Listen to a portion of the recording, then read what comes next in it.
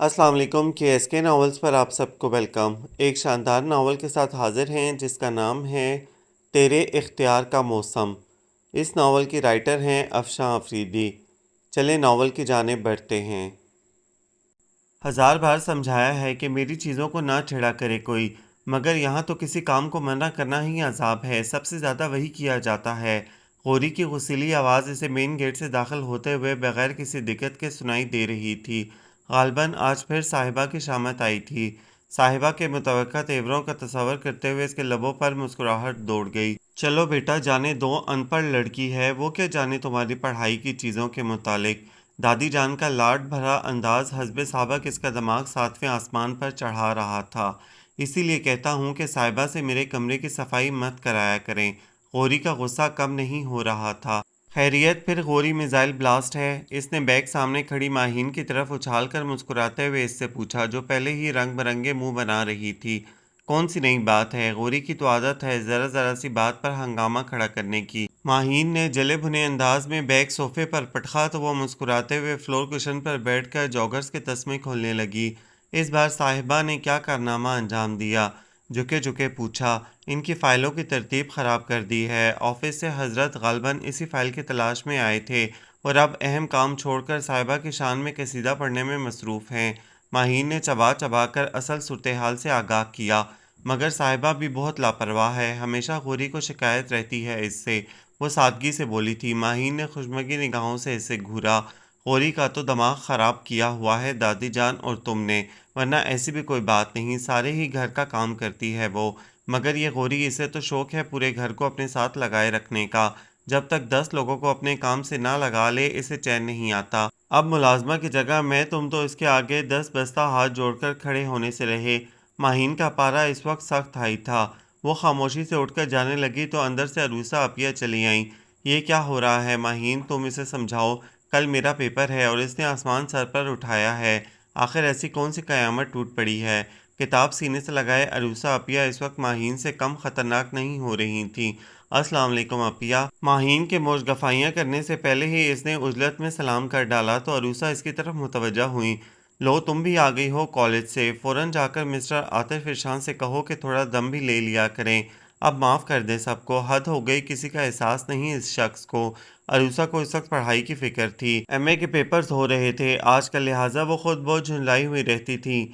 جی اچھا۔ ان کی لمبی چوڑی تقریر کے نتیجے میں اسے غوری کے کمرے کی طرف آنا ہی پڑا۔ وہ اب تک صاحبہ پر برس رہا تھا، جو گھبرائی فائل تلاش کرنے میں ہلکان ہو چکی تھی۔ اس نے کمرے میں داخل ہوتے ہی ایک طرف فکر مند سی کھڑی دادی جان کو سلام کیا اور گردن گھما کر صاحبہ کو باہر جانے کا اشارہ کیا تو وہ یوں بھاگی جیسے زنداں سے رہائی ملی ہو۔ خیریت غوری، کیا گم ہو گیا آج؟ قریب آ کر سوال کیا۔ اسٹڈی ٹیبل پر درجنوں فائلز کو الٹتا پلٹتا غوری اس کے اس جملے پر بھنا کر مڑا تھا، اس گھر میں آج تک کوئی چیز جگہ پر ملی ہے جو آج ملے گی؟ بیٹا کوئی براؤن جلد کی فائل ہے، دادی جان نے جلدی سے کہا تاکہ وہ کچھ مدد کر سکے۔ کہاں رکھی تھی تم نے؟ کچھ یاد ہے؟ اس کے شیلف میں تاکہ جھانکی کرتے ہوئے اس نے سوال کیا، مگر جواب ندارت تھا۔ مڑ کر دیکھا تو غوری اسے ہی خونخوار نظروں سے دیکھ رہا تھا۔ اگر میری رکھی ہوئی جگہ پر موجود ہوتی تو بات ہی کیا تھی، مگر یہ صاحبہ۔ اچھا ایسا کرو تم الماری میں دیکھو، میں ادھر دیکھتی ہوں۔ اس کے متوقع جلال کا اسے اندازہ تھا، لہٰذا ادھر ادھر توجہ مبذول کی اور کافی دیر تک جب فائل نہیں ملی تو وہ تھک کر اس کے بستر پر بیٹھ گئی۔ سنو غوری، وہ فائل تھی بھی یہاں یا نہیں؟ ایک تو تم نے کمرے میں فائلوں کا انبار لگا رکھا ہے، میں کہتی ہوں کہ یہ تمہارا بیڈ روم ہے کہ آفس کا گودام؟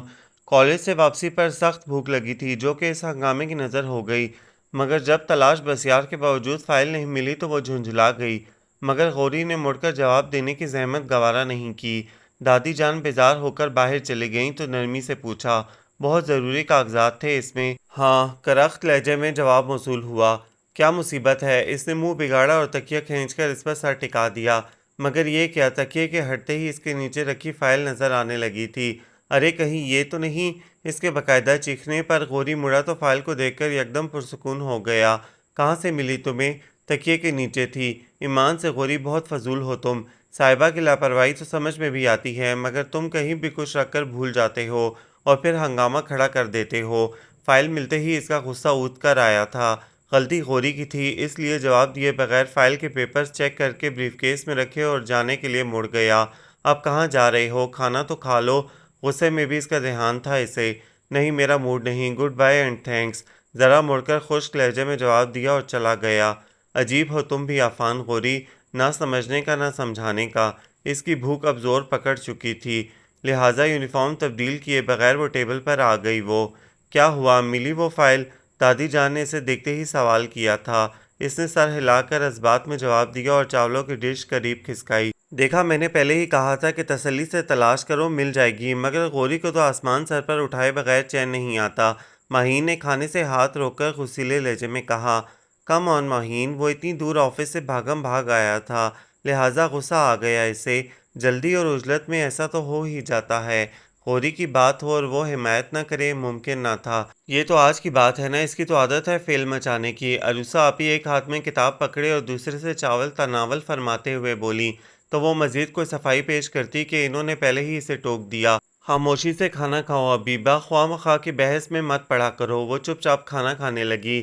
یوں بھی اس محاذ پر ہمیشہ دادی جان اور وہ اکیلی رہ جاتی تھیں، کیونکہ دوسری طرف ماہین اور عروسہ کے ساتھ ساتھ خاموش بیٹھی امی کی تائید بھی یہ واضح کرتی کہ انہیں غوری سے سخت شکایت ہے، اور کیوں نہ ہوتی۔ متعلقہ نند کا اکلوتا خودسر بیٹا، جسے ماموں اور ممانی نے ہی پالا تھا، کس قدر بے حس اور بیزار رہتا تھا سب سے۔ احسانوں کے بدلے احسان کرنا تو درکنار، وہ تو کسی سے سیدھے منہ بات بھی نہیں کرتا تھا۔ قصور اس کے باپ کا تھا کہ انہوں نے بیوی اور بیٹے کو اپنی زندگی سے اس طرح نکالا جیسے ان کا وجود ان کی آنکھوں میں کانٹا بن کر کھٹکتا ہو۔ ایسے میں ننیال میں آ کر رہنا عفان غوری کے خوددار اور غیرت مند احساس کے لیے کسی تازیانے سے کم نہ تھا۔ وہ 7 سال کی عمر میں ہی بہت سمجھدار اور حساس ہو گیا تھا۔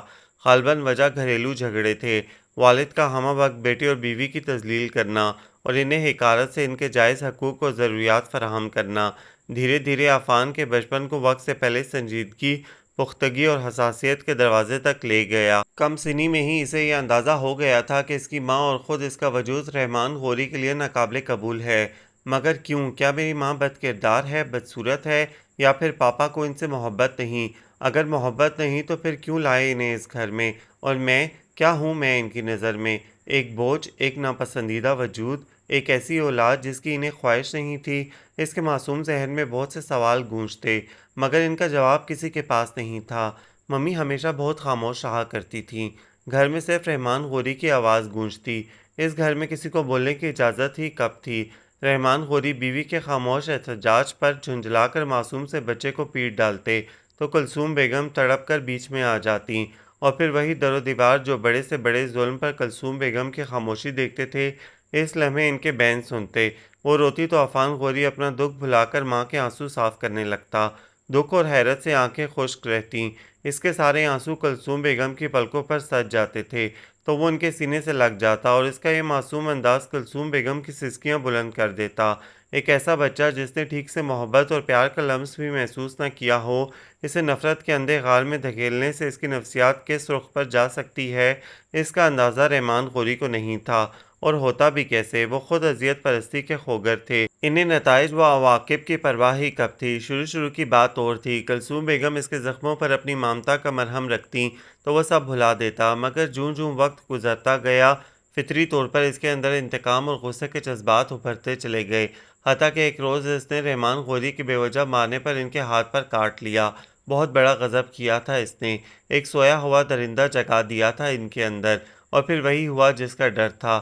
رحمان غوری تو یوں پاگل ہوئے، اسے ہسپتال پہنچائے بغیر سکون سے نہ بیٹھے۔ کلثوم بیگم ماں تھیں، کس طرح یہ دکھ برداشت کرتیں؟ اپنی ذات تک تو انہوں نے بہت صبر کیا، بہت ضبط کیا، مگر اب پانی سر سے اونچا ہو گیا تھا۔ رحمان غوری کی 10 سالہ رفاقت نے انہیں یہ بات اچھی طرح سمجھا دی تھی کہ وہ بیمار ذہن کا حامل ایک ایسا انسان ہے جسے اپنی ناتمام حسرتوں اور اپنی ناکامیوں کا بدلہ لینے کے لیے کسی بھی کمزور کی تلاش رہتی ہے۔ لہٰذا یہ وہ وقت تھا جب وہ اپنا معصوم بچہ لے کر ماں اور بھائی کے پاس لوٹ آئیں۔ لاہور سے کراچی تک فاصلہ انہوں نے پل صراط کی طرح عبور کیا تھا۔ گود میں بے ہوش عفان غوری کا سسکتا اور بخار سے سلگتا جلتا وجود تھا، اور جسم کے اندر درد سے چور دل۔ ماں اور بھائی کا سامنا ہونے کی دیر تھی۔ وہ یوں بلک بلک کر روئیں کہ بھابھی کی آنکھوں تک میں آنسو آ گئے۔ عروسہ، ماہین اور چھوٹی حبیبہ نے کتنی حیرت سے انہیں دیکھا تھا۔ ان کے معصوم ذہن وہاں تک رسائی نہیں رکھتے تھے جہاں سے ان کی پھپھوں کی آزمائش شروع ہوئی تھی۔ ان کے یہاں آنے کی دیر تھی، پیچھے پیچھے طلاق نامہ ان کو 10 سالہ رفاقت کے انعام کے طور پر بھیج دیا گیا تھا۔ عفان ان دنوں بہت کمزور تھا، صرف جسمانی زخم ہی نہیں تھے بلکہ روحانی اور ذہنی کرب ایسا تھا کہ اس نے اسے دنیا کے سب لوگوں سے متنفر کر دیا تھا۔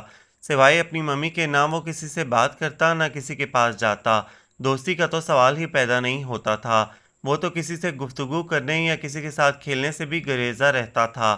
ایسے میں عروسہ جو کہ اس سے 1 آدھ سال بڑی تھی کبھی اس کے پاس نہ آتی۔ اس کا غصہ اور اس کی سرخ انگارہ آنکھیں جس نفرت اور فاصلے کا احساس دلاتیں، عروسہ اس کی متحمل نہ ہو سکتی تھی۔ ماہین اور وہ تقریباً ہم عمر تھے، مگر پھر بھی وہ ماہین سے گھلتا ملتا یا بات چیت نہیں کرتا تھا، جبکہ ماموں نے اس کے ساتھ ہی اسے اسکول میں داخل کرا دیا تھا۔ اس لحاظ سے ان کی دوستی تو ہو جانی چاہیے تھی، مگر جانے کیوں اس کا دل کہیں نہیں لگتا تھا۔ اسکول سے آ کر وہ خاموشی سے ممی کے پاس بیٹھ جاتا، جو نہ جانے کس گہری سوچ میں گم رہتی تھی۔ اسے دیکھتی تو پیار سے لپٹا لیتی اور پھر دھیرے دھیرے باتیں کر کے اس کے ذہن کی گرد صاف کرنے کی کوشش کرتی۔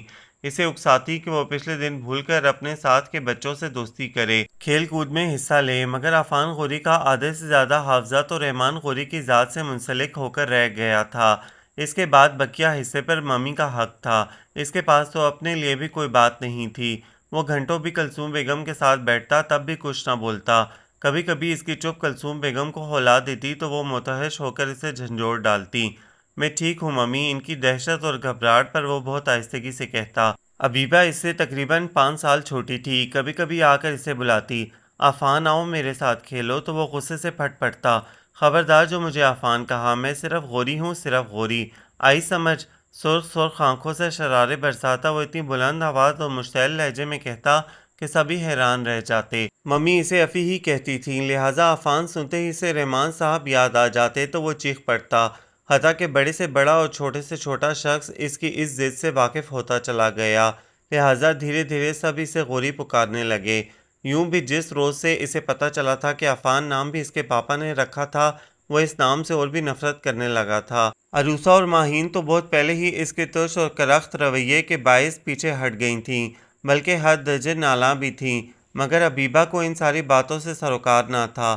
وہ غوری کو اپنا دوست بنانے کی پوری کوشش کرتی، مگر ادھر بھی مونگے کی چٹان تھی، ذرا جو سرکتی ہو۔ پھر جیسے جیسے وقت گزرتا تھا اسی کھینچتانی میں وہ سب بچپن چھوڑ کر لڑکپن اور لڑکپن چھوڑ کر جوانی کی حدود میں قدم رکھتے چلے گئے، اور آہستہ آہستہ عبیبہ کو غوری کے ماضی کے تمام حالات سے واقفیت حاصل ہوتی چلی گئی، اور اس کا حساس دل غوری کی ہمدردی میں مزید ڈوبتا چلا گیا۔ جبکہ دوسری طرف وہی حال تھا، یعنی تو کون میں کون، جبکہ عبیبہ بیگم اسے اپنا دوست مانے ہوئے تھیں، بلکہ وہ حقیقتاً حق دوستی نبھانا جانتی تھی، گھر والوں سے اس کے لیے لڑتی اور اس کی ضرورتوں کا بہت خیال رکھتی۔ یہی وجہ تھی کہ دادی جان کلثوم بیگم کے انتقال کے بعد جہاں بہت ملول ہوتی، وہیں عبیبہ کو دیکھ کر انہیں بے طرح سکون محسوس ہوتا۔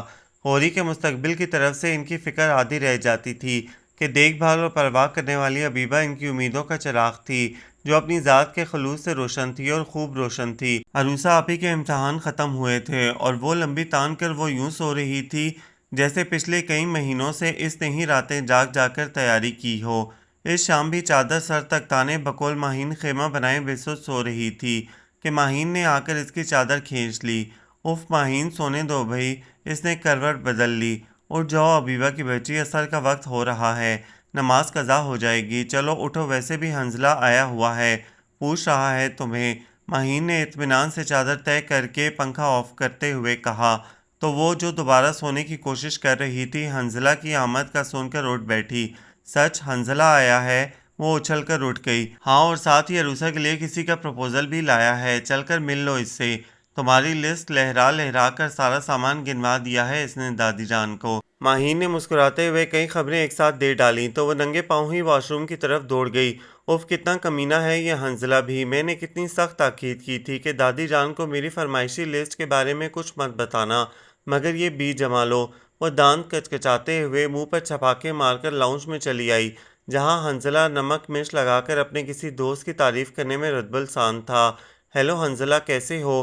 بظاہر لہجے میں شیرینی سمو کر گھورتی نظروں سے دیکھتے ہوئے پوچھا۔ وعلیکم۔ ہیلو، کیسی ہو بیا؟ وہ خوشگوار لہجے میں بولا، مگر جب کوئی جواب نہ ملا تو اس کی طرف بغور دیکھا جو غصیلی نظروں سے اسے گھور رہی تھی۔ او قسم لے لو بیا جو میں نے کچھ بتایا ہو، یہ تو دادی جان نے ہی پوچھا تھا کہ اتنا بڑا شولڈر بیگ کس کے سامان سے بھر کر لائے ہو۔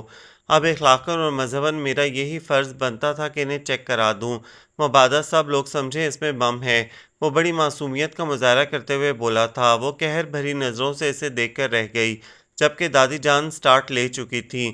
10 بار منع کیا ہے اس لڑکی کو، مگر اس کی فرمائشیں ہی ختم نہیں ہوتی۔ اب بچہ پردیس کمانے جاتا ہے کہ لوٹانے۔ دادی جان کو ہزاروں روپے یوں ہی تحفے تحائف میں برباد کرنے کا بڑا کلک ہوتا تھا۔ چلیں چھوڑیں دادی، یہ کزن ہے، دوست ہے میری۔ گھر میں تو سوائے پاپا اور ماما کے کوئی ہے نہیں۔ آپ ہی خود کینیڈا میں ہیں، ماما اور پاپا دونوں ہی کو کسی چیز کی ضرورت نہیں ہوتی۔ اب اگر ایسے میں بیا بھی کوئی فرمائش نہ کرے تو پردیس سے واپسی پر بندہ خاصا بے مزہ ہو جاتا ہے۔ دادی جان سے صلواتیں سنوانے کے بعد وہ جھٹ اس کی حمایت پر اتر آیا تھا، جسے نظر انداز کر کے وہ ایک ایک چیز دیکھنے لگی۔ ہاں یہ سب تو ٹھیک ہے، چاکلیٹس اور روسٹڈ کاجو وغیرہ سب موجود ہیں، البتہ اس بار تم میرے لیے پائن ایپل جوس کے پیکٹس نہیں لائے ہو۔ اس نے بیگ چیک کرنے کے بعد سر اٹھا کر کہا تو وہ مسکرا دیا۔ گھر پر بھول آیا ہوں، ماما نے فریج میں رکھ دیے تھے۔ اچھا اور وہ جو میں نے غوری کی برتھ ڈے کا گفٹ منگوایا تھا وہ کہاں ہے؟ اس نے سامان الٹ پلٹ کر دیکھا۔ یہ رہا، براؤن کلر کا پیکٹ اسے تھمایا۔ پیور وول ہے نا، تمہیں تو معلوم ہے غوری سنتھیٹک بالکل استعمال نہیں کرتا۔ پیکٹ کھولتے ہوئے اس کا بولنا جاری تھا۔ حنظلہ نے جواب دینا ضروری نہیں سمجھا، اس کی بتائی ہوئی ہر چیز حسب فرمائش اور حسب پسند موجود تھی۔ زبردست، بہت خوبصورت ہے نا دادی جان؟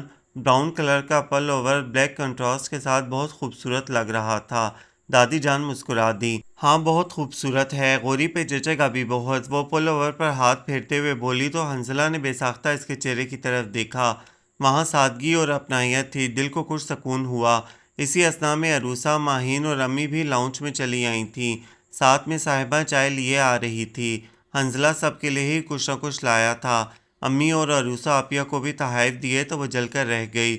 تم میرے لیے تو کچھ نہیں لائے اور سب کو تحفے دیے ہیں۔ لو بھلا، یہ اتنا کچھ علم غلم کیا اہل محلہ کے لیے آیا ہے؟ عروسہ باجی نے حیرت سے اس کے فرمائشی سامان کو دیکھا۔ یہ تو میں نے منگوایا تھا، اور پھر حنظلہ کو معلوم ہے مجھے تو ہر بار ہی یہ سب چاہیے ہوتا ہے، مگر اس نے اپنی طرف سے تو کچھ نہیں لا کر دیا۔ وہ بضد بھی تھی اور خفا بھی۔ تمہیں اپنی فکر ہوتی تو میں لاتا بھی، غوری کو یہ چاہیے، امی کی یہ ضرورت ہے، اپیہ کو فلاں چیز اچھی لگتی ہے اور دادی جان کو فلاں۔ اب میں تمہارے لیے بھلا کیا لاتا، بلکہ اس سامان کا خرچہ بھی لینا ہے تم سے۔ حنظلہ بھی اپنے نام کا ایک تھا، دو بدو جواب دے کر چائے کا مگ تھام لیا۔ منہ دھو رکھو۔ وہ سامان سمیٹ کر اندر چل دی تو اس نے کشن کے نیچے سے ایک شاپر نکال کر ماہین کی طرف بڑھا دیا کہ اسے بعد میں دے دے۔ رات کا کھانا اس کے ذمے تھا، لہٰذا وہ کچن میں آ گئی تھی۔ حنظلہ سے غصے کا اظہار بھی کرنا مقصود تھا۔ وہ وہیں چلا آیا۔ خیریت؟ خفا ہو گئی؟ نرمی سے سوال ہوا۔ بھوکی نہیں ہوں تمہارے گفٹ کی، کھٹ سے جواب ملا۔ اچھا بابا اب نخرہ ختم کرو، یہ دیکھو میں تمہارے لیے سب سے خوبصورت کوٹ لایا ہوں۔ بلیک پر گرے کلر کے نازک موتیوں کا کام بنا ہوا تھا۔ اس نے مڑ کر دیکھا اور پھر قہقہہ لگا کر ہنس پڑی۔ ابھی سردیاں شروع بھی نہیں ہوئیں اور تم کوٹ اٹھا لائے؟ غوری کے برتھ ڈے سے ٹھیک 20 دن بعد تمہاری سالگرہ بھی آتی ہے، میں خاص اسی لیے لایا ہوں۔ اس روز تم مجھے کراؤن میں ٹریٹ دو گی نا، تو یہی پہن کر آنا۔ وہ مزے سے پروگرام بناتے ہوئے بولا تو وہ چیخ ہی پڑی۔ کیا میں اور تمہیں ٹریٹ دوں گی؟ منہ دھو رکھو۔ تم نے کیا نیا صابن مارکیٹ میں متعارف کروایا ہے کہ جب سے منہ دھو رکھو کی رٹ لگائی ہوئی ہے؟ اسے اپنے گفٹ کی طرف متوجہ نہ پا کر وہ بھنا گیا تھا۔ جواباً وہ حسب عادت ہنسی تو ہنسی چلی گئی اور حنظلہ یوں ہی سے دیکھتا گیا۔ اس دن تو حنظلہ چلا گیا، مگر ٹھیک تیسرے دن وہ پھر اپنے دوست کا کیس لڑنے کے لیے حاضر تھا۔ امی اور پاپا بھی موجود تھے۔ آج عروسہ اپیہ اس وقت کچن میں تھیں، وگرنہ وہ انہیں چھیڑ چھیڑ کر دل لگی کرتی۔ ناچار اٹھ کر ماہین کے پاس آ گئی، جو اس وقت کپڑے استری کر رہی تھی۔ یار ماہین، یہ حنظلہ اس بار بڑا سنجیدہ لگ رہا ہے۔ تمہارے لیے؟ ماہین نے مگن انداز میں پوچھا تو وہ جھیم سی گئی۔ لا حول ولا، میں تو اس پروپوزل کے بارے میں کہہ رہی ہوں جو وہ عروسہ اپیہ کے لیے لایا ہے۔ اوہ اچھا ہاں یہ تو ہے۔ ماہین نے چھڑنے والی مسکراہٹ سمیت اسے دیکھا، جسے وہ صاف نظر انداز کر گئی۔ حنظلہ کی تھوڑی بہت انڈرسٹینڈنگ ماہین سے بھی تھی، لہٰذا اسے اس کی دلچسپی کا شاید اندازہ تھا۔ ویسے حنظلہ کا دوست کرتا کیا ہے؟ موضوع بدل کر سوال کیا۔ اسی کی طرح پائلٹ ہے غالباً، البتہ حضرت نکاح کر کے اپنی منکوحہ کو کچھ ناگزیر وجوہات کی بنا پر طلاق دے چکے ہیں۔ ماہین نے معلومات پہنچائیں تو وہ سر ہلانے لگی۔ تمہیں کس نے بتایا؟ سوال کیا حنظلہ نے۔ ماہین نے مختصراً کہا۔ اور پھر کچھ سوچ کر بولی، بیچارہ پوری جان لڑا رہا ہے مگر سب غیر برادری اور طلاق والے معاملے کے چکر میں متذبذب ہیں۔ اس نے محض اتنا ہی کہا۔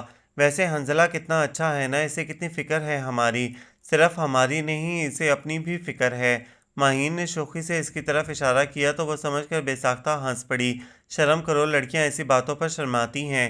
ماہین نے لتاڑا، یہ پرانا فیشن تھا اور ویسے بھی اپنوں سے کیا شرم۔ وہ اپنے مخصوص سٹائل میں آنکھیں میچ کر مسکرائی تو ماہین کو بھی ہنسی آ گئی۔ ہیلو ہیلو لیڈیز، کس بات پر ہنسا جا رہا ہے؟ حنظلہ اسی دم وہاں چلا آیا تھا، تمہاری شکل یاد کر کے ہنسی آ گئی تھی ہمیں۔ ماہین سے پہلے وہ بول پڑی، چلو ہنسی ہی آئی، تمہاری شکل تو یاد کر کے رونا آ جاتا ہے اچھے بھلے آدمی کو۔ وہ مسکراتے ہوئے اطمینان سے بولا تھا، تو تمہیں کس نے کہا ہے کہ مجھے یاد کیا کرو؟ اگر اپنے گناہوں پر نظر ثانی کر لو تو بآسانی رونا آ سکتا ہے تمہیں، سمجھے؟ وہ تو مرنے مارنے پر تل جاتی تھی۔ اچھا خیر یہ بتاؤ کہ وہ عین غین کہاں ہیں آج کل؟ بہت کم نظر آتا ہے۔ ادھر ادھر نظر دوڑائی۔ کون عین غین؟ ماہین بے ساختہ چونکی تھی، جبکہ حبیبہ نے انتہائی غصے سے اسے گھورا تھا۔ حنظلہ یوں ہی ہنس پڑا اور پھر ماہین کے سوالیہ چہرے کو دیکھ کر سر کھجاتے ہوئے بولا، بھئی وہی ہمارے کزن عفان غوری، عین سے عفان، غین سے غوری، عین غین شارٹ نیم۔ وہ دل جلانے والے انداز میں مسکرا رہا تھا۔ حنظلہ میں نے 1000 بار منع کیا ہے تمہیں، حبیبہ غراتے ہوئے بولی۔ اوفو بھئی عجیب مسئلہ ہے، عفان کہو تو وہ برا مناتا ہے، عین غین تمہیں پسند نہیں۔ مسٹر آتش وشاں پر دادی سے جھاڑ پڑ چکی ہے، کروں تو کیا کروں؟ وہ مسمسی شکل بنا کر یوں بولا جیسے انتہائی مجبور ہو۔ ماہین ہنس پڑی، تو غوری کہتے جان جاتی ہے تمہاری؟ حبیبہ نے آنکھیں نکالی تو وہ سنجیدہ ہو گیا۔ ایک وہ ہی کم احمق نہیں، تم لوگ بھی اس کے ساتھ پاگل ہو گئے ہو۔ اپنے والد کے رکھے ہوئے نام سے نفرت ہے اور اپنے آپ سے کوئی عداوت نہیں کہ آخر ہے تو وہ بھی ان کا خون۔ عجیب فلاسفی ہے اس کی۔ حنظلہ کے سنجیدگی سے کہتے ہی ماہین کو موقع مل گیا، اس کا دماغ خراب کرنے میں تو دادی جان اور حبیبہ کا ہاتھ ہے، بلا وجہ سر چڑھا رکھا ہے اسے، اور وہ ہے کہ ایک کوڑی کی اہمیت نہیں دیتا کسی کو۔ اس پر مزاج بھی کریلے جیسا ہے، انتہائی خودسر اور ہٹ دھرم شخص ہے غوری۔ خیر ایسی بھی بات نہیں، وہ کزن ہے ہمارا، فرسٹ کزن، ہماری محبت اور اپنائیت حق ہے اس کا، ہمیں اس کی سخت مزاجی کو نظر انداز کرنا چاہیے۔ حبیبہ اپنے موقف پر ڈٹی ہوئی تھی، اور کوئی فرض نہیں، جنہوں نے پالا تمام عمر اپنے گھر میں رکھا، ان کے لیے ذرا احترام نہیں ہے اس کے دل میں۔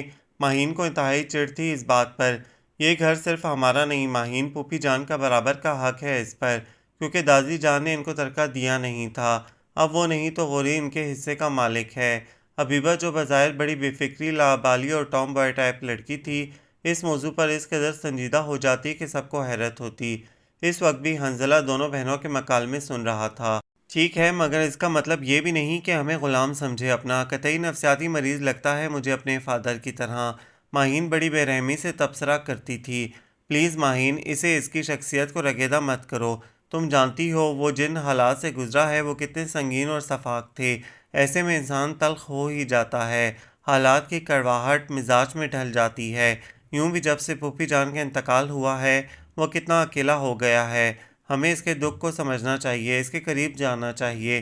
وہ دلگیری سے بولی، زیادہ قریب نہیں۔ حنظلہ نے سنجیدہ ماحول کو مسکرا کر فریش کرنا چاہا، وہ اپنے قریب آنے دے تب نہ، اسے تو حجرہ نشین بننے کی بیماری ہے، بس چلے تو صحرا میں نکل جائے۔ ماہین کسی طرح بھی اسے بے قصور ماننے پر آمادہ نہیں تھی۔ حنظلہ کی بات نظر انداز کر کے سختی سے بولی اور کہہ کر باہر نکل گئی۔ توبہ کس قدر لڑتی ہو تم دونوں، ذرا خیال نہیں کہ مہمان آیا ہے اسے کھانے وانے کا پوچھ لیں، آپس کے جھگڑوں سے فرصت نہیں۔ حنظلہ نے ہنس کر کہا تو وہ کچھ نادم سی ہو گئی، تو تمہیں کس نے کہا تھا کہ بوا نصیبند بن کر رشتے کرواتے پھرو؟ اب بھگتو، ہمارے یہاں رشتے کرانے والوں کو شادی طے ہونے سے پہلے ناشتہ پانی پوچھنے کا رواج نہیں۔ وہ بھی شوق ہو کر بولی، کس کی شادی، عروسہ کی یا ہماری؟ اس کے چہکنے پر حنظلہ بھی پٹری سے اتر گیا تھا۔ بہت خوب لگتا ہے، آئینہ نہیں دیکھا کئی روز سے۔ وہ اسے انگوٹھا دکھا کر جانے لگی تو وہ ہنستا ہوا پیچھے ہی چلا آیا۔ غوری بھی اس وقت تک واپس آ چکا تھا۔ دادی جان اور پاپا اس سے غالباً حنظلہ کے لائے ہوئے پروپوزل کی بابت ہی گفتگو کر رہے تھے۔ اس نے دیکھا غوری اس لمحے کتنا سنجیدہ اور بردبار لگ رہا تھا۔ وہ حنظلہ کے ساتھ جا کر ان کے درمیان بیٹھی تو اس نے ان دونوں کو بغور دیکھا تھا، اور پھر حسب عادت سر جھٹک کر پاپا کی طرف متوجہ ہو گیا۔ رشتے آسمان پر طے ہوتے ہیں، کسی نے سچ ہی کہا ہے۔ جب بھی بہت رد و قت کے باوجود حنظلہ اور چچا جان نے پاپا اور دادی جان کو راضی کر ہی لیا۔ اور یوں حنزلہ کے دوست شہریار خان کے گھر والے باقاعدہ رشتہ لے آئے، گویا انہیں محض یہاں سے سگنل ملنے کا انتظار تھا۔ غالباً حنزلہ کی بڑی بہن کی شادی کی مووی دیکھی تھی ان لوگوں نے، جس میں عروسہ عافیہ کا سادہ سا روپ انہیں پسند آ گیا تھا۔ شہریار خان کے گھر والوں کے آنے کی دیر تھی، اس نے اور ماہین نے مل کر ان کا ناطقہ بند کر دیا۔ ان کے گھر کی پہلی خوشی تھی اور وہ بھی کافی دیر بعد آئی تھی۔ عروسہ عافیہ میں کوئی کمی نہیں تھی، مگر جانے کیوں ان کی شادی میں اتنی دیر ہو گئی تھی؟ شاید یہی وقت کاتب تقدیر نے لکھ رکھا تھا ان کے لیے، لہٰذا ارمانوں کا ایک سمندر تھا سب کے پاس۔ جس روز ان لوگوں کو ہاں کہی گئی، سب کی طرح اس کی خوشی کا بھی ٹھکانہ نہ تھا۔ عروسہ عافیہ کو اچھی طرح ستا کر وہ غوری کی تلاش میں نکل آئی تھی تاکہ اسے بھی مٹھائی کھلا سکے۔ کمرے میں جھانکا مگر وہ خلاف معمول کمرے میں بھی نہیں تھا، یقیناً پچھلے لان میں ہوگا۔ وہ قیاس کرتی پچھلی طرف آئی، وہ وہیں بیٹھا اپنے پرندوں کے ساتھ مصروف تھا۔ لو برڈز اور آسٹریلین طوطوں کے پنجروں میں دانہ ڈالتے ہوئے غوری کے چہرے پر نرمی اور مہربانی کا تاثر تھا۔ اسے وہ اس لمحے بہت مختلف لگا۔ مبارک ہو! یکدم اس کے عقب میں آ کر وہ چلائی تھی۔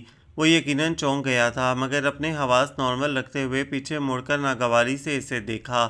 ماتھے پر بل پڑے ہوئے تھے اور لہجے میں سختی تھی۔ یہ کیا واہیات انداز ہے، تمیز سیکھو ذرا۔ سیکھ لوں گی پھر کسی دن، فی الحال ٹائم نہیں، تم یہ مٹھائی کھاؤ۔ وہ اس کے غصے کو خاطر میں نہ لاتے ہوئے اطمینان سے بولی، اور پلیٹ آگے بڑھائی تو غوری کی خوشمگی نگاہیں شرارے برسانے لگیں۔ کھاؤ نا، تمہیں پتہ ہے عروسہ عافیہ کی بات طے ہو گئی ہے، اسی خوشی میں پاپا نے منگوائی ہے مٹھائی، ہم سب خوش ہو رہے ہیں، عافیہ کو چھیڑ رہے ہیں، اور تم یہاں بیٹھے ہو، چلو نا اندر۔ حسب معمول و حسب عادت اس کے تیور نظر انداز کیے وہ اپنے مطلب کی ہانکیں جا رہی تھی۔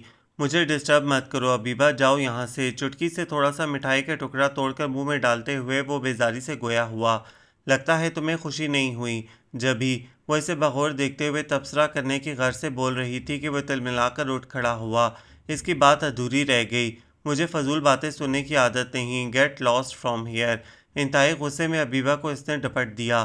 میں تو نہیں جا رہی، فی الحال تمہیں جانا ہو تو بے شک چلے جاؤ۔ غوری بمشکل غصہ ضبط کرتے ہوئے مڑ کر اپنی سابقہ مصروفیت میں گم ہو گیا، تو وہ اس کے اس طرح نظر انداز کرنے پر مسکرا کر سامنے چلی آئی۔ کتنے پیارے پرندے ہیں یہ، تم انہیں آزاد کیوں نہیں کر دیتے غوری؟ جانے سے زج کرنا مقصود تھا یا محض برسبیل تذکرہ؟ وہ بولی تھی۔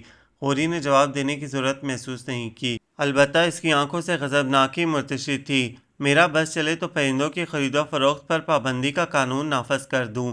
وہ پھر گویا ہوئی، اس ملک میں ابھی تک انسانوں کی خرید و فروخت ختم نہیں ہوئی، پرندوں کا تو رونا ہی کیا۔ بہتر ہے کہ تم اپنا خون نہ جلاؤ۔ عجیب سلگتا ہوا لہجہ تھا۔ غوری اپنی بات مکمل کر کے چلا گیا، مگر وہ کتنی ہی دیر اس کے لفظوں اور لہجے پر غور کرتی ایک عجیب سی احساساتی کیفیت کو دل پر اترتا محسوس کرتی رہی، اور جب تھک گئی تو پرندوں کو الوداعی نظروں سے دیکھتی اندر چلی آئی۔ کتنا چاہا ہے میں نے کہ کسی کو اپنے نزدیک نہ آنے دوں، خود کو رشتوں کی ڈور اور محبتوں کی زنجیروں سے آزاد رکھوں۔ کیا دیتی ہیں یہ محبت؟ محض دکھ، نارسائی، اذیت اور شرمندگی، یا پھر جدائی؟ اور یہ جدائی بھی کتنی جان گسل اور جان لیوا ہوتی ہے۔ جس سے ممی کی جدائی، اور ہاں جدائی تو اس شخص کی بھی بڑی اذیت کا سامان رہی جس کی اولاد ہونے کی پاداش میں آج تک میرا سر جھکا ہوا ہے۔ پچھلے لان کی طرف کھلنے والے دریچے سے لگے سگریٹ کے جلتے ہوئے سرے کو تکتے ہوئے غوری کی سوچ کا رواں رواں سلگ رہا تھا۔ باہر کی فضا کی طرح دل کا موسم بھی بھیگا بھیگا ہو رہا تھا۔ مگر یہ لڑکی حبیبہ کیوں میرے نزدیک آنے کی کوشش کرتی ہے؟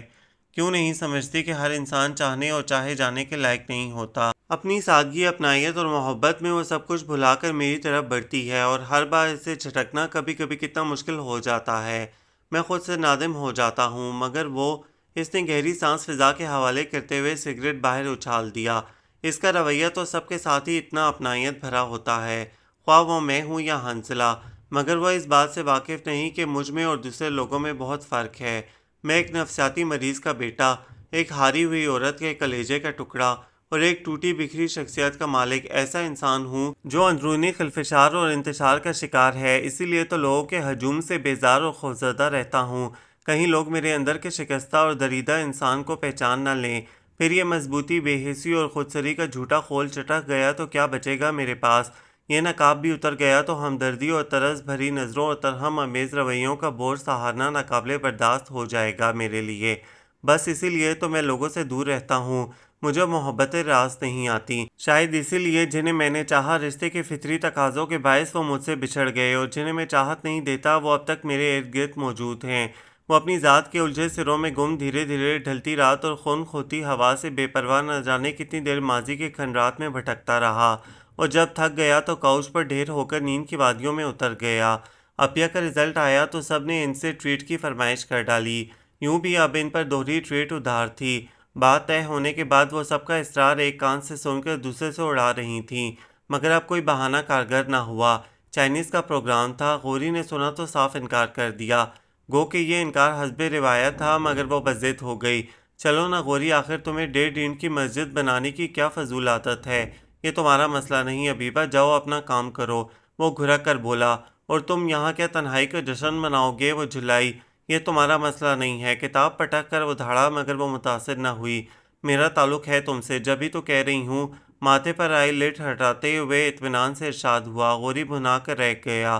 مگر میرا تم سے کوئی تعلق نہیں، نو بی آف فرام ہیئر۔ ترشی اور رکھائی سے مزین اس کا لہجہ انگارے اگل رہا تھا۔ ڈپٹ کر دروازے کا راستہ دکھایا۔ کیوں تمہارے کمرے میں میرا حق نہیں؟ صوفے پر گرتے ہوئے ناز سے سوال کیا۔ غوری نے دیکھا اس کی آنکھوں میں بے ریا خلوص کی چمک اور اپنائیت بھری سادگی تھی۔ جھنجھلا کر وہ اٹھا اور اس کا ہاتھ پکڑ کر اسے کمرے سے نکال باہر کیا اور دروازہ لاک کر کے کرسی پر آ بیٹھا۔ باہر سے وہ چیخ چیخ کر جانے کیا کہہ رہی تھی۔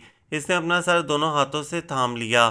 وہ لاؤنج میں منہ لٹکائے واپس آئی تو حنزلہ نے اشارے سے پوچھا، کیا رہا؟ ہونا کیا تھا؟ حسب معمول حبیبہ بیگم پسپا ہو کر واپس آ گئی ہیں۔ عروسہ اپیا پرس میں پیسے رکھتے ہوئے مسکرا رہی تھیں۔ وہ خفیف ہو گئی۔ اس جیسے فضول اور ڈھیٹ انسان سے توقع بھی کیا ہو سکتی ہے؟ ماہین چٹخی۔ اور تمہیں کیا ضرورت تھی اس کے منہ لگنے کی؟ جانتی نہیں ہو کہ کتنا خود سر ہے وہ؟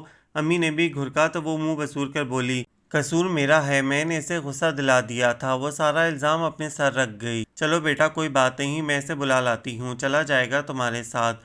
دادی جان بہو کے تیور دیکھ کر بولی، نہیں دادی جان، اب رہنے دیں، اس وقت غوری کو جلال آیا ہوا ہے، اس کے ساتھ پھر کبھی کوئی پروگرام رکھ لیں گے، فی الحال چلتے ہیں۔ حنزلہ سنجیدگی سے کہتا اٹھ کھڑا ہوا تو سب چپ رہ گئے۔ ماہین اور عروسہ آگے بڑھ کر باہر نکل گئیں تو امی کے کچن میں جاتے ہی دادی جان اس کے پاس چلی آئیں، جو ڈھیلے ڈھالے قدم اٹھاتی باہر جا رہی تھی۔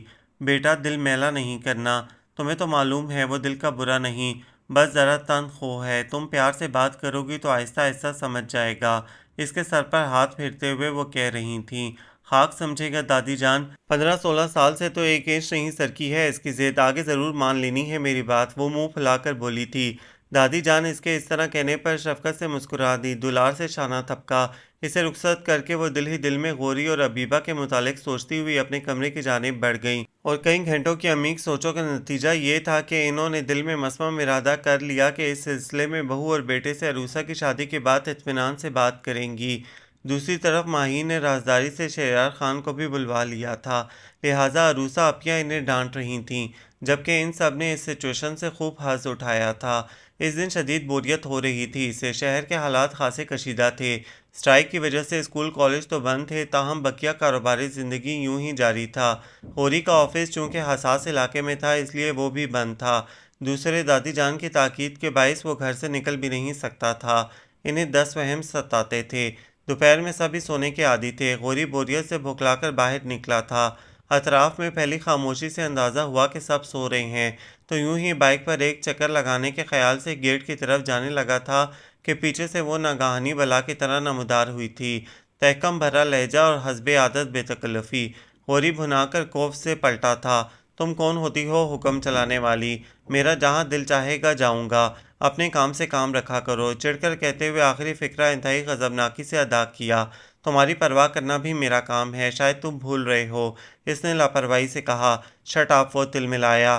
وہ جتنا اسے فاصلے پر رکھنا چاہتا تھا وہ اتنا ہی سر چڑھے جا رہی تھی۔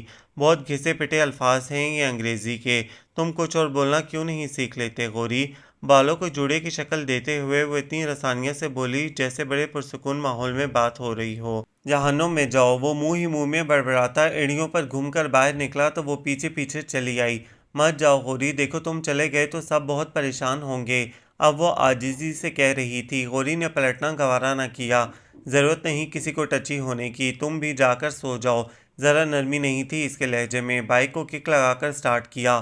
تم بہت کٹھور اور سنگ دل ہو غوری، تمہیں کسی کی پرواہ نہیں۔ اس کی خودسری پر وہ یکدم ازردہ اور مزمل ہو گئی تھی۔ بہت دیر سے بات سمجھ میں آئی ہے تمہارے، مگر خیر اٹس نیور ٹو لیٹ، بے دردی سے کہتا وہ ریورس گیئر لگا کر بائک گیٹ سے نکال لے گیا تو وہ وہیں سر پکڑ کر بیٹھ گئی۔ اب اس کی واپسی کا انتظار بھی کرنا تھا۔ یا اللہ کیوں ہے غوری ایسا؟ اتنی محبت اور التفات بھی اس کے ذہن کی گرہ نہیں کھول سکی۔ آج تک اس نے کسی کو اپنے نزدیک آنے نہیں دیا۔ شاید وہ محبت سے ڈرتا ہے، مگر محبت بھی کوئی ڈرنے والی شے ہے؟ یہ تو وجہ حیات ہے۔ بھلا اس سے منہ موڑ کر بندہ کب تک جی سکتا ہے؟ یہ تو خون کے ساتھ رگوں پہ میں دوڑتی ہے، اور غوری اس سے فرار چاہتا ہے، مگر ایسا کب ممکن ہے؟ حنظلہ ٹھیک کہتا ہے، غوری اپنے پاپا کے رویے کے باعث اندر سے ٹوٹ گیا ہے۔ جب ہی لوگوں سے منہ چھپاتا ہے، وہ اپنی کمزوری کسی پر عیاں نہیں کرنا چاہتا۔ مگر میں تو اس کی کزن ہوں، اس کی دوست بننا چاہتی ہوں۔ وہ افسردگی سے سوچ رہی تھی، مگر آہستہ آہستہ اس کا دھیان حنظلہ کی جانب چلا گیا، اور یکدم اسے فون کرنے کا خیال اس کی ساری بوریت اور کسل مندی دور کر گیا۔ مگر اس سے پہلے کہ وہ اٹھتی، غوری کی بائک کی آواز پھر سنائی دی۔ حالانکہ اسے گئے 10-15 منٹ ہی ہوئے تھے، اور تو وہ لوٹ آیا۔ وہ خوشی سے کھل گئی۔ غوری اندر داخل ہو رہا تھا۔ میری گھڑی گھر پر رہ گئی ہے، اس کے خوش ہونے پر وہ جیسے ترشی سے کہتے ہوئے صفائی دے رہا تھا، وضاحت کر رہا تھا۔ وہ یوں ہی ادھر ادھر دیکھتے ہوئے مسکرا دی اور اس کے پیچھے چلی آئی۔ انہی دنوں عروسہ عپیہ کی شادی کی تاریخ طے ہو گئی۔ گھر کی پہلی خوشی تھی، لہٰذا جوش و خروش دیکھنے والا تھا۔ دادی جان کی 3 اولادوں میں بیٹی اکلوتی تھی، یعنی کلثوم بیگم، اور ان کا بھی ایک ہی بیٹا تھا عفان غوری، جبکہ پاپا کی 3 بیٹیاں تھیں، اور چچا جان کی ایک بیٹی نائمہ اور دوسرا بیٹا حنظلہ تھا۔ غوری اپنی تنہائی پسندی اور سخت مزاجی کے باعث بہت کم ان کے ساتھ شریک ہوتا تھا۔ البتہ حنظلہ نے حسب روایت خوب رونق بھی لگائی تھی اور کام بھی انجام دیے۔ البتہ شاپنگ پر لے جانے کا وہ بھی چور تھا، لہٰذا ایک روز پاپا کے کہنے پر غوری بادل نخواستہ تابعداری کا ثبوت دیتے ہوئے انہیں اپنے ساتھ لے گیا۔ شاپنگ تو خیر جیسے کیسے اس کی جھڑکیوں کے باعث جلد از جلد مکمل کر لی گئی۔ البتہ واپسی پر سگنل ڈاؤن ہونے پر کار رکی تو گجرے والے نے غوری کے ساتھ فرنٹ سیٹ پر بیٹھی ماہین کو دیکھ کر جب بضد اصرار گجرے بیچتے ہوئے دونوں کی جوڑی سلامت رکھنے کی دعا دے ڈالی، تو جہاں ماہین اور غوری کا غصہ آسمان سے باتیں کرنے لگا، وہیں عروسہ عپیہ اور اس کی ہنسی کسی طور نہیں رک رہی تھی۔ لہٰذا گھر واپس آنے پر غوری نے صاف انکار کر دیا کہ آئندہ وہ کسی کو لے کر نہیں جائے گا۔ دوسری طرف ماہین بھی حبیبہ کی فضول گوئی پر چراغ پا ہوتی رہی، اور عروسہ عپیہ دادی جان اور امی کو اپنی شاپنگ دکھاتے ہوئے دھیرے دھیرے مسکراتی رہیں۔ نتیجتاً پاپا خود ہی انہیں ساتھ لے جانے لگے۔ کبھی کبھی شہریار بھائی کا فون آ جاتا تو عروسہ کے گالوں پر شفق اتر آتی۔ ایسے میں حبیبہ انہیں محبت سے دیکھتے ہوئے ماہین کے لیے بھی ایسے ہی اچھے ہمسفر کی دعا کرتی، تو چھم سے غوری کا سراپا نظروں میں آ سماتا۔ مگر یہ آگ اور پانی ساتھ کیسے رہیں گے؟ مشکل ہے۔ ماہین اور غوری صدا کا اختلاف یاد آنے پر وہ دل میں افسوس کر رہی تھی کہ حنظلہ نے آ کر اس کی پرسوچ آنکھوں کے آگے چٹکی بجائی اور پوچھا، خیریت؟ کیا سوچ رہی تھی؟ وہ مسکرا کر سادگی سے بولی، بس غوری کے متعلق سوچ رہی تھی۔ ایک لمحے کے لیے حنظلہ کا چہرہ پھیکا پڑ گیا۔ بغور سامنے بیٹھی حبیبہ کو دیکھا، جس کی آنکھوں میں کوئی خاص تاثر اور رنگ نہیں تھا۔ اب کون سا مسئلہ ہے؟ وہ سنجیدگی سے پوچھ رہا تھا، البتہ لہجے میں ہلکی سی چبھن بھی تھی۔ یہی کہ غوری کی شادی کس سے کی جائے، اس کے لیے کیسی لڑکی ڈھونڈنی چاہیے؟ اس کے استفسار کرتے ہی وہ جوش سے بولی تو حنظلہ اس کے انداز پر پرسکون سا ہو گیا۔ فی الحال تو میرے لیے لڑکی ڈھونڈو ڈیئر کزن، میں اکیلے رہتے رہتے کافی سے زیادہ بور ہو چکا ہوں۔ اس کا ازلی شوق لہجہ اونچ کر آیا تھا۔ کوئی ضرورت نہیں ہے، غوری تم سے بڑا ہے، پہلے اس کا حق ہے۔ وہ متانت سے بولی تو وہ دوبارہ بول پڑا، ویسے ایک بات بتاؤ بیا، آخر تم اس کے لیے اتنی پریشان کیوں رہتی ہو؟ لہجے میں کریت تھی اور قدرے حسد بھی۔ حبیبہ نے اس کے استفہامی جملے پر قدرے استجاب سے اسے دیکھا۔ کمال ہے حنظلہ، عجیب سوال کیا ہے تم نے۔ وہ میرے بچپن کا ساتھی ہے، کزن ہے میرا، صرف کزن ہی یا سجن بھی؟ کئی دنوں کا روکا ہوا سوال لبوں تک آ گیا تو وہ پہلے تو سٹپٹائی اور پھر کشن اسے کھینچ مارا۔ خیفت اور خجالت سے چہرہ سرخ ہو گیا تھا۔ جیسے تم فضول ہو ایسی ہی تمہاری باتیں ہیں، اسٹوپڈ ایڈیٹ۔ وہ غصے میں آئی تو صلواتیں سناتی چلی گئی، جبکہ حنظلہ اس غیر متوقع حملے پر پہلے تو بھوکلایا اور پھر ہنس پڑا۔ بائی دی وے، تمہیں غصہ کیوں آ رہا ہے اس قدر؟ کیا کوئی اور ہے نگاہ خاص میں؟ جھک کر رازدارانہ انداز اختیار کرتا حنظلہ اسے یکدم بہت خبیث لگا۔ دھکا دے کر بولی، ہاں ہے، مگر وہ تم نہیں، خوش فہم کہیں کے۔ لہجہ سنجیدہ تھا۔ جب ہی پاس سے گزرتی ماہین جیسے اپنی جگہ جم سی گئی، جبکہ حنظلہ کو دادی جان نے پکار لیا تھا۔ غوری کی برتھ ڈے پر اس نے چچا جان کی پوری فیملی کو انوائٹ کیا تھا۔ حنظلہ چچا اور چچی سمیت جب شام کو ادھر پہنچا، تبھی اس نے غوری کو سرپرائز دے کر خوش کرنے کی کوشش کی۔ مگر اس کے ماتھے کے بل کم ہونے والے نہیں تھے۔ محض ماموں اور نانی کی خاطر خاموشی سے آ کر ان سب میں بیٹھ گیا۔ سب کے لیے یہی بہت تھا۔ البتہ سب کے کہنے پر بھی اس نے کیک نہیں کاٹا۔ ان باتوں کے باوجود وہ شام اچھی گزری۔ بعد میں غوری تو کسی کام سے چلا گیا، وہ تینوں حنزلہ کے ساتھ ٹیلر کے ہاں چلی گئیں۔ میرا خیال تو یہ ہے کہ اب عروسہ کے بعد ماہین کے لیے بھی سوچ بچار کر لی جائے۔ گھر کی بچی ہے، اب اسے خیر برادری میں دینے کو مت سوچنا۔ عروسہ کی تو خیر قسمت ہے کہ خاندان میں کوئی مناسب جوڑ نہیں تھا، لیکن ابیبہ اور ماہین کے لیے گھر میں ہی لڑکے موجود ہیں۔ غوری اور حنزلہ ماشاءاللہ اپنے بچے ہیں۔ پاندان اپنی طرف کھسکاتے ہوئے دادی جان نے عروسہ کی شادی کے موضوع کو روک کر نئی بات شروع کی تو ایک لمحے کے لیے دونوں بیٹے اور دونوں بہویں چونک سی گئیں۔ چند لمحوں کے لیے جیسے سبھی گہری سوچ میں ڈوب گئے تھے۔ بات ہی ایسی تھی کہ کسی زاویے سے اختلاف و اعتراض کی گنجائش محسوس نہیں ہو رہی تھی۔ غوری کو تو میں اچھی طرح جانتی ہوں، لاکھ خودسر اور بظاہر لاپرواہ سہی بہت سعادت مند بچہ ہے۔ جس طرف نظر ڈالوں گی انکار نہیں کرے گا۔ اب چھوٹی بہو تم اور آذر بتا دو کہ حنزلہ کے لیے کس کو مناسب سمجھتے ہو۔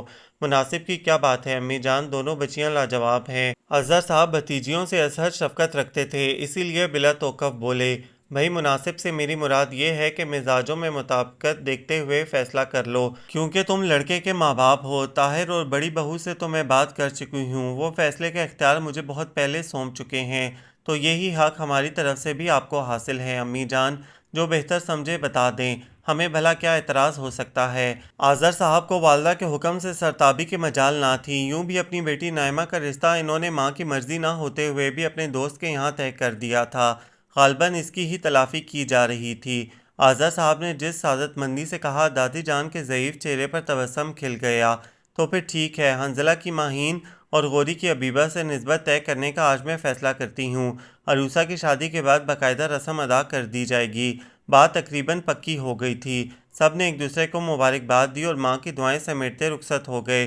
البتہ بڑی بہو ابیبہ اور غوری کے مستقبل کے بارے میں متفکر تھیں۔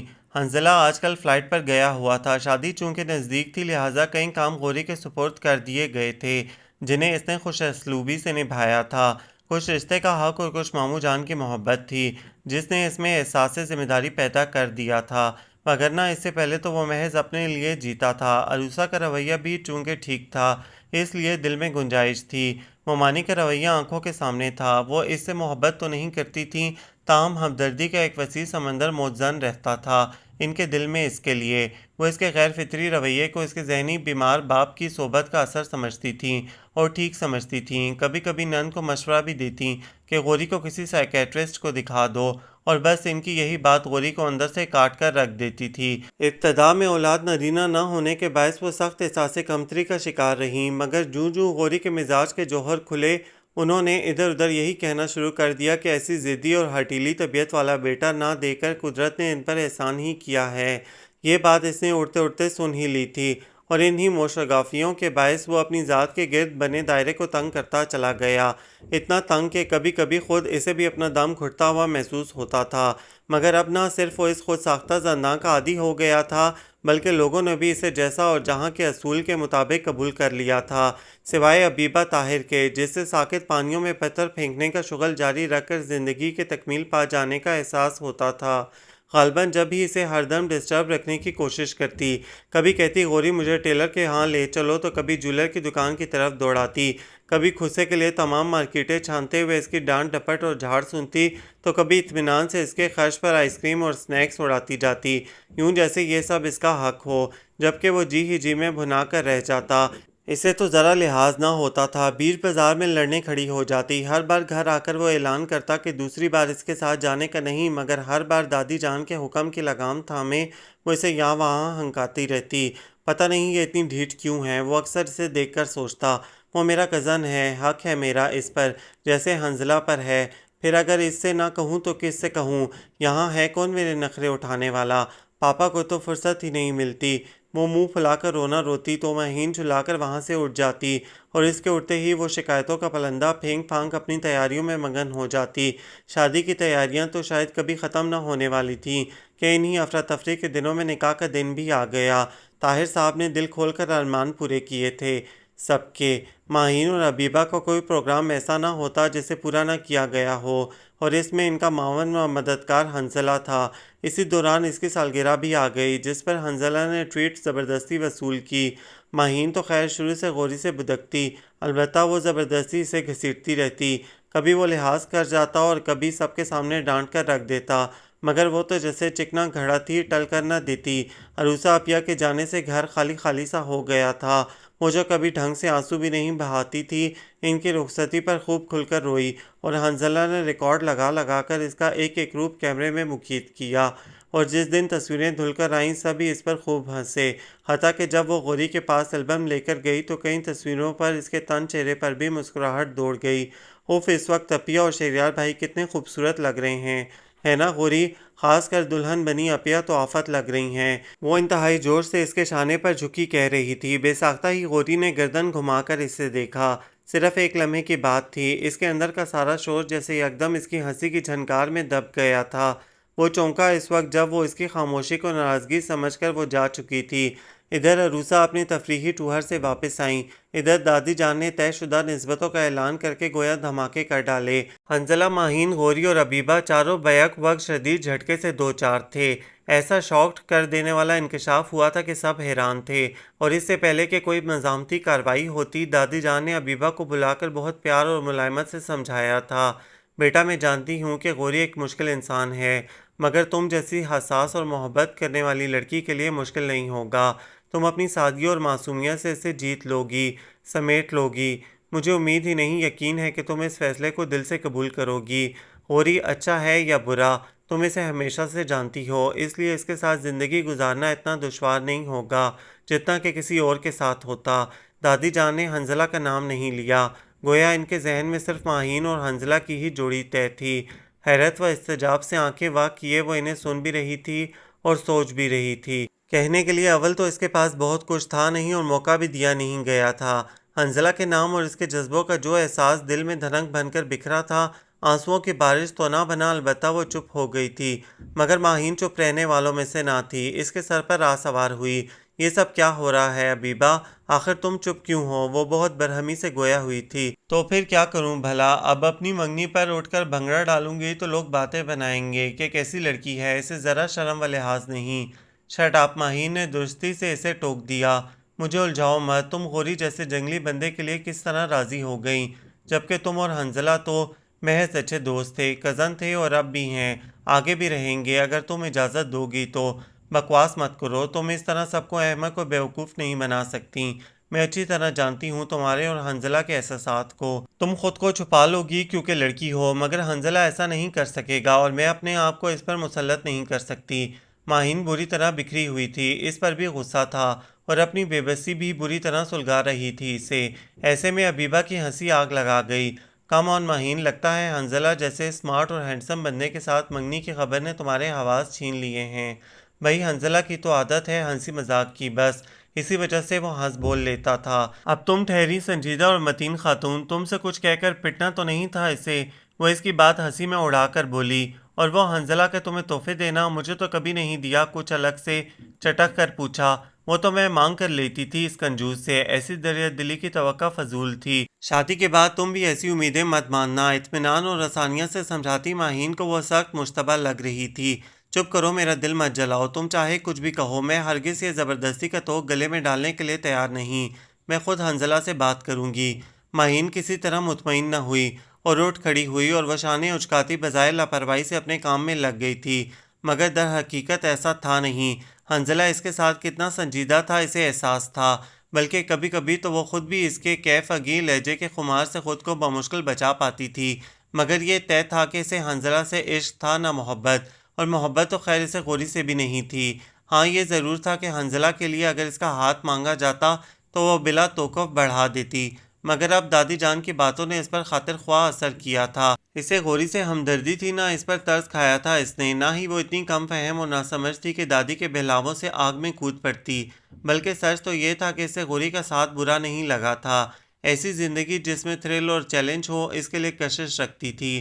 غالباً یہ اس کی مہم جو طبیعت کی جلانی تھی، یہ شاید غوری سے فطری لگاؤ۔ وہ حنظلہ کو اس وقت اکثر نظر انداز کر گئی تھی، حنزلہ نے تو گھر میں ایک ہنگامہ برپا کر دیا تھا۔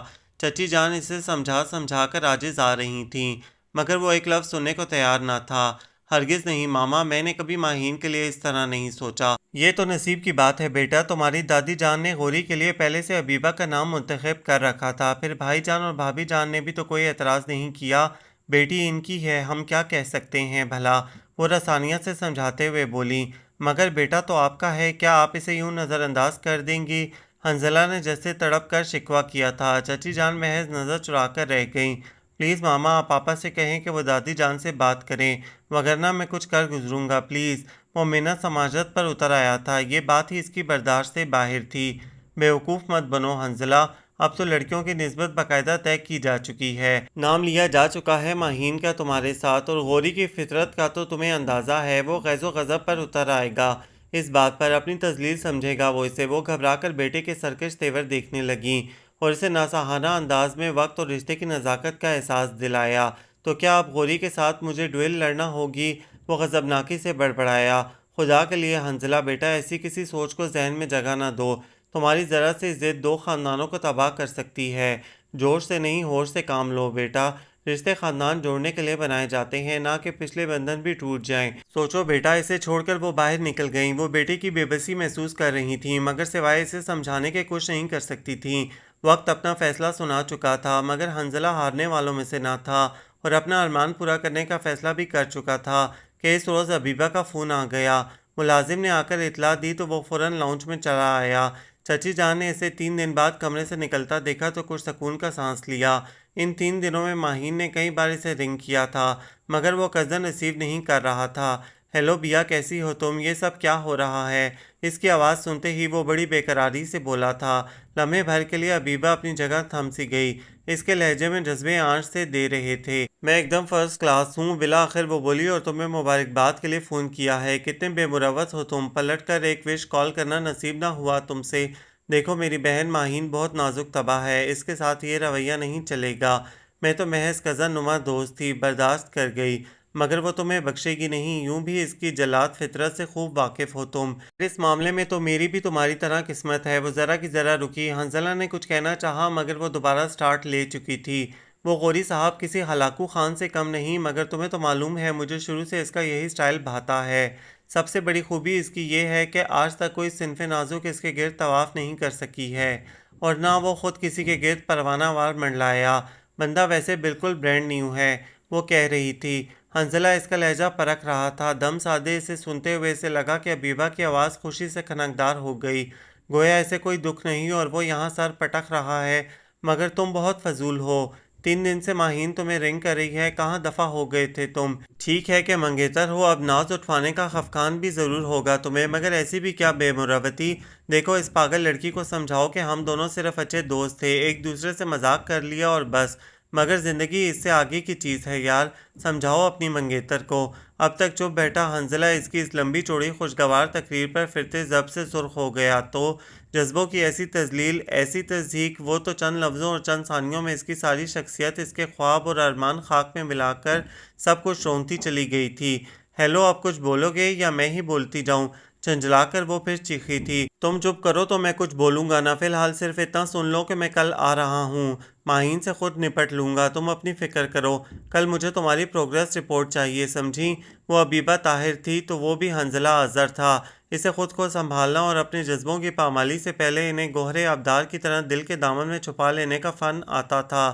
ہلکے پھلکے لہجے میں غوری کی طرف اشارہ کرتے ہوئے اسے شوخی سے چھیڑا، اور مزید کچھ کہنے سننے سے پہلے فون بند کر دیا۔ ہر مسئلے کا کوئی نہ کوئی حل اور ہر زخم کا کوئی نہ کوئی مرہم ہوتا ہے۔ وہ خود کو سنبھال کر جب ماہین سے ملنے آیا تو پہلے ہی مرحلے پر حبیبہ کا سامنا ہو گیا۔ وہ غالباً اس وقت کالج سے لوٹی تھی اور بھوک بھوک کا شور مچا کر ماہین کو بھوکلا رہی تھی۔ ذرا جو رنج یا ملال کا شائبہ ہو اس کے چہرے پر، حنزلہ سر جھٹک کر رہ گیا۔ پھر اسے نہیں معلوم کہ ماہین اور حنزلہ کے درمیان کیا مکالمے ہوئے۔ خبر ملی تو بس یہ کہ اب ماہین مطمئن تھی۔ اس نے اپنے اندر جھانکا، کیا وہ بھی مطمئن ہے؟ دل میں خوشی نہیں تو غم بھی نہیں تھا۔ وہ گویا پرسکون ہو گئی اپنی اس کیفیت پر۔ چلو اندرون دل تو امن امان ہے، اس نے سوچا، مگر باہر جو یہ غوری میزائل ہے، اس سے کیسے نباہ ہوگا؟ ایک کاش میں نیوکلیئر انجینئر ہوتی، کم از کم ایسے نادر نمونے کو ہینڈل کرنے کا کچھ تو آئیڈیا ہوتا۔ صاحبہ کے چائے میں چینی زیادہ کر دینے پر حسب معمول گرجتے برستے غوری کو دیکھتے ہوئے اس نے قدرے تعصب سے سوچا اور پھر اپنی سوچ پر خود ہی ہنس پڑی تو سامنے کھڑے غوری کی بھویں اس کے اس طرح کھلکھلانے پر تن گئی۔ ماہین اپنے مسئلے سے باہر نکلی تو اسے حبیبہ کا خیال آیا اور ہر صورت اسے اس فیصلے سے انحراف پر اکسایا، مگر وہ بے فکری اور لابالی پن سے شانے اچکا کر مزے سے بولی، ہونے دو جو ہو رہا ہے ڈیئر، غوری ہمارا کزن ہے، ہم اس کے بارے میں جانتے ہیں، اس لیے اس میں نقص نکالتے ہیں۔ یہ تو سوچو کہ وہ جیسا ہے ہمارے سامنے ہے، جبکہ کسی اور کا کیا بھروسہ۔ میں خوش ہوں اور تم بھی زیادہ جیلس نہ ہوا کرو۔ میں جانتی ہوں غوری حنظلہ سے پورے 20% زیادہ ڈیشنگ ہے۔ آخر میں کزن اسے جلانے کو آنکھیں میچ کر بولی تو ماہین بھنا کر اس پر چڑھ دوڑتی اور وہ پہلی فرصت میں بھاگ کھڑی ہوئی۔ ایسے میں غوری کا سامنا ہو گیا، وہ جھٹ اس سے بولی، غوری مجھے ماہین سے بچاؤ، نہیں تو تمہیں میرے ہاتھوں سے کوئی نہیں بچا پائے گا۔ نتیجہ تو خیر واضح تھا، اس کا جملہ غوری کو بھڑکا کر رکھ گیا تو ماہین بمشکل ہنسی روک کر ادھر ادھر ہو گئی۔ اپنے آپ کو جانے کیا سمجھتا ہے، دیکھنا سارے بدلے لوں گی گن گن کر، حسرت ہی رہ جائے گی۔ وہ منہ بنا کر بولتی تو ماہین کا ٹکڑا لگانا لازمی ہوتا، چاہے کوئی کیسا بھی ہمسفر ہو صدیوں سے۔ راستہ بدلنے میں دیر کتنی لگتی ہے، مردوں کے لیے کسی کو بھلانا بھلا کیا مشکل ہے، بائیں ہاتھ کا کام ہے، وہ دن میں 4-5 بار بھی آسانی سے انجام دے سکتے ہیں۔ حنظلہ کا تو پھر انا کا معاملہ تھا، بقیہ کسر ماہین کے ساتھ استوار ہوئے رشتے نے پوری کر دی، خصوصاً جب حبیبہ اسے چھیڑتی تو حنظلہ کے نام پر کتنی گلابیاں ماہین کے گالوں پر ڈھلتی دھوپ کے مانند اتر آتی تھیں، اور یہ منظر پہ اسے سارے منظر بھلا دیتا۔ یہی وقت کا تقاضا اور عقل کی ہدایت تھی۔ حبیبہ کے BA کرتے ہی شادی کی تیاریاں دونوں طرف سے شروع ہو گئیں۔ غوری جسے چند ماہ پہلے دادی جان نے اپنی محبت اور شفقت کے واسطے دے کر سمجھایا بجھایا تھا، اس معاملے پر خود سے سخت خوفزدہ تھا۔ وہ رشتوں کا ڈسا ہوا تھا اور اب رشتوں کی بالکل نئی ڈور میں بننے جا رہا تھا، اور ایسے میں اس کا دھیان حبیبہ سے ہٹ کر خود پر مرکوز تھا۔ پہلے ماہین کی شادی ہوئی جسے حبیبہ نے زور و شور سے انجوائے کیا، اور اس کے 1 ہفتے بعد حبیبہ مایوں بٹھا دی گئی۔ غوری نے اسی گھر میں اپنی زندگی کا روشن ترین دور گزارا تھا، ساری زندگی ماموں کے گھر میں رہا، ان کا احسان سہا، ماں کی وراثت کا حقدار ہوا تو بھی کیا، دنیا والوں کے منہ کون بند کر سکتا ہے، لہٰذا شادی کے موقع پر اس نے کہہ دیا کہ اس کی بارات اس کے اپنے فلیٹ میں جائے گی، تو گویا تم شادی کے بعد ہمیں چھوڑ کر جا رہی ہو، میرے بھانجے سے داماد بنے تو پچھلے رشتے بھلانے کے در پہ ہو۔ طاہر صاحب بڑی آزردگی سے بولے تھے، پلیز ماموں جان ایسی بات نہیں، بس اسے میری خواہش اور درخواست سمجھ لیں، 1 ماہ بعد میں یہیں واپس آ جاؤں گا، مگر ابھی نہیں، پلیز آپ پہلے اپنی بیٹی رخصت کر دیں، میں بیٹا بن کر بعد میں آؤں گا۔ ان کے لہجے کا ملال اور آزردگی اسے نادم کر گئی تو وہ کچھ ایسی مغلوب کیفیت میں اپنی محبت کا اظہار کر گیا جو اس سے پہلے کسی نے محسوس نہ کی تھی۔ طاہر صاحب نے فرتے مسرت سے اسے گلے لگا لیا، بہت فضول ہو حنظلہ تم، آج اتنی دیر میں آئے ہو، جانتے بھی ہو کہ آج مہندی کی رسم ہے، اور یہ ماہین کہاں ہے، اس سے کہنا غوری سے 10,000 تو ضرور نکلوائے، اور اس میں سے آدھے میرے ہوں گے۔ زرد جوڑے میں ملبوس بھی اس کا چیخنا چلانا جاری تھا۔ اسے تاخیر سے آنے پر آڑے ہاتھوں لینے کے بعد مزے سے کہا، کیوں آدھے تمہارے کس حیثیت سے؟ ماہین اس وقت تک اندر آ چکی تھی، کزن کی حیثیت سے، ابھی نکاح تو نہیں ہوا نا؟ وہاں جواب تیار تھا، ماشاءاللہ کیا کہنے ہیں۔ ماہین بڑبڑاتی چلی گئی تو وہ منہ بنا کر رہ گئی۔ حنظلہ نے اسے دیکھا، آج وہ اسے کتنے فاصلوں پر دکھائی دے رہی تھی، قطعی انجان اور اجنبی، جبکہ ماہین صرف 7 دنوں میں کتنے نزدیک آ گئی تھی دل کے۔ واقعی رشتوں کی محبت اٹوٹ ہوتی ہے، پاکیزہ اور بے ریا، باقی سب بکواس۔ رخصتی کے وقت سب توقع کر رہے تھے کہ وہ روئے گی، مگر وہ بالکل چپ تھی، سب اسے چھیڑ رہے تھے کہ حبیبہ اب رو بھی دو، دیکھو لوگ کیا سوچیں گے، کہ تمہیں ذرا افسوس نہیں بابل کا گھر چھوڑنے کا، مگر اسے کون سا ہمیشہ کے لیے جانا ہے، چند دنوں بعد غوری اسے واپس لے آئے گا۔ غالباً مارے خوشی کے سکتہ ہو گیا، ممکن ہے کہ ایسا شدت خوف سے ہوا ہو۔ غوری اور اسے دیکھتے ہوئے شوق فکرے کیسے جا رہے تھے، مگر وہ بالکل سنجیدہ ہو رہی تھی، اب صحیح معنوں میں اپنے فیصلے کی نزاکت کا احساس ہوا تھا، اب زندگی کا حقیقی دور شروع ہوا تھا، جس کے آغاز پر وہ کچھ خوفزدہ تھی اور کچھ پریشان۔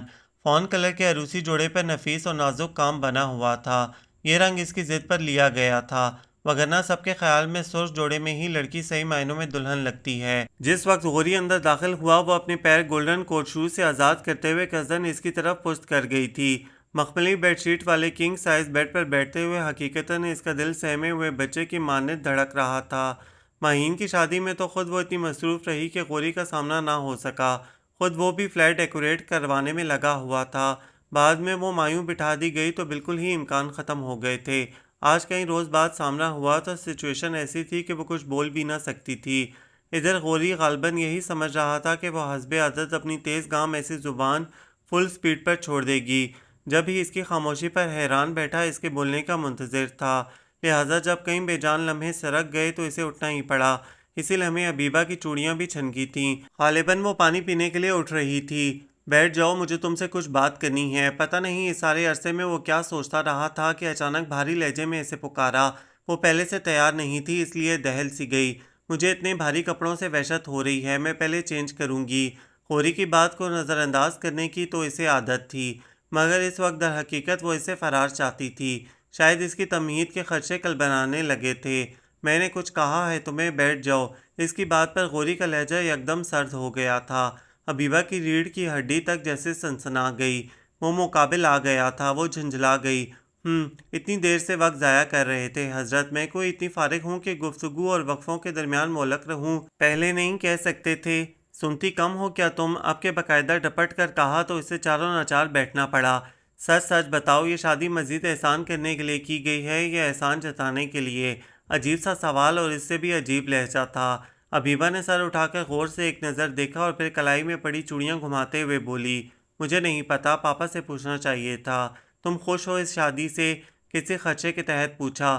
اس سوال کا وقت گزر چکا ہے۔ وہ ازلی بے پرواہی کا مظاہرہ کر رہی تھی، غالباً اپنے مغلوب احساسات کو زیر کرنا تھا۔ غوری بری طرح چڑ گیا۔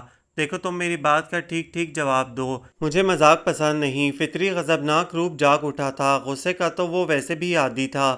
کیوں جواب دوں ٹھیک ٹھیک؟ میں کوئی مجرم ہوں؟ آپ مجھے یہاں ریمانڈ پر لائے ہیں انویسٹیگیشن کرنے کے لیے؟ وہ چڑھتے ہوئے خفگی کا اظہار کر گئی تو غوری کو اپنی غلطی کا احساس ہوا۔ جیب سے مخملی ڈبیاں نکالی، یہ لو رونمائی، رکھ لیں آپ، مجھے کوئی ضرورت نہیں۔ وہ خفا خفا سی کہتی اٹھ گئی تو غوری جھنجلا کر رہ گیا۔ اس کا رویہ سمجھ میں نہیں آیا تھا، جانے وہ خوش تھی یا ناخوش۔ جبکہ ڈریسنگ ٹیبل پر زیور رکھتے ہوئے وہ سوچ رہی تھی، سب لوگ ٹھیک کہتے ہیں، غوری کو محبت کرنی آتی ہے نہ برتنی۔ اور پھر گزرتے وقت نے یہ ثابت کر دیا کہ وہ جس زندگی کو اس قدر تھرلنگ اور چیلنجنگ سمجھ کر خوش خوش اپنا چکی تھی، اسے عملاً کرنا اتنا آسان بھی نہیں تھا۔ غوری ایک انتہائی پیچیدہ انسان تھا۔ خوش ہوتا تو زبردستی ناراضگی کا خول خود پر چڑھا لیتا، جسے اتارنے کی کوشش میں وہ بے حال ہو جاتی، اور جب محبت جیسا خوبصورت جذبہ اس پر اپنا تسلط جمانے لگتا تو وہ قصداً خود کو ماحول سے الگ تھلگ کر لیتا۔ وہ لاکھ چاہتی کہ وہ اس سے نارمل لوگوں کی طرح بیہیو کرے، مگر غوری ازل سے اپنے دائرے میں سمٹے رہنے کا عادی تھا۔ اس کے زور زبردستی اور بحث و تمہیز کا نتیجہ یہ نکلتا کہ وہ صبح کو نکلتا تو رات گئے تک پلٹ کر نہ آتا، حتیٰ کہ وہ انتظار کرتے کرتے رونے لگتی۔ واپسی پہ ندامت کی ہلکی سی رمق گو کہ آنکھوں سے چھلکتی، مگر وہ خود کو جھٹلانے کے لیے مزید درست رویہ اختیار کر لیتا۔ شادی کا پہلا مہینہ اسی طرح نکل گیا تو وہ بری طرح گھبرا اٹھی، مگر گھبرانے سے مسئلہ حل ہونے والا نہیں تھا۔ دادی جان کی نصیحتیں اسی طرح اس پر سایہ فگن تھیں۔ وہ کسی سے کچھ نہ کہتی، مگر سب کو اندازہ تھا۔ سب کی نظریں اس پر ترہم امیز انداز میں اٹھتیں تو وہ سلگ کر رہ جاتی۔ بالآخر ایک روز اس نے سوچ ہی لیا کہ اسے ٹھنڈا رہ کر غوری کا تجزیہ کرنا ہے، اس کا مطالعہ کرنا چاہیے۔ یہ سوچ خاصی حوصلہ افزا تھی، چنانچہ نتیجہ یہ نکلا کہ اس نے غوری کی ذات پہ منسلک اس الجھی ڈور کا سرا تلاش کر لیا جو اس کی آج تک سمجھ میں نہیں آ سکا تھا۔ وہ لاشعوری طور پر اس خوف میں مبتلا تھا جسے چاہے گا اسے کھو دے گا۔ لہٰذا حبیبہ نے پہلی فرصت میں اپنی ساری توجہ اور دھیان بظاہر اس کی طرف سے ہٹا لیا۔ اب نہ وہ اس کے آگے پیچھے پھرتی، نہ اسے کہیں جانے آنے پر راضی کرتی، اکثر اس کے آنے پر ادھر ادھر ہو جاتی۔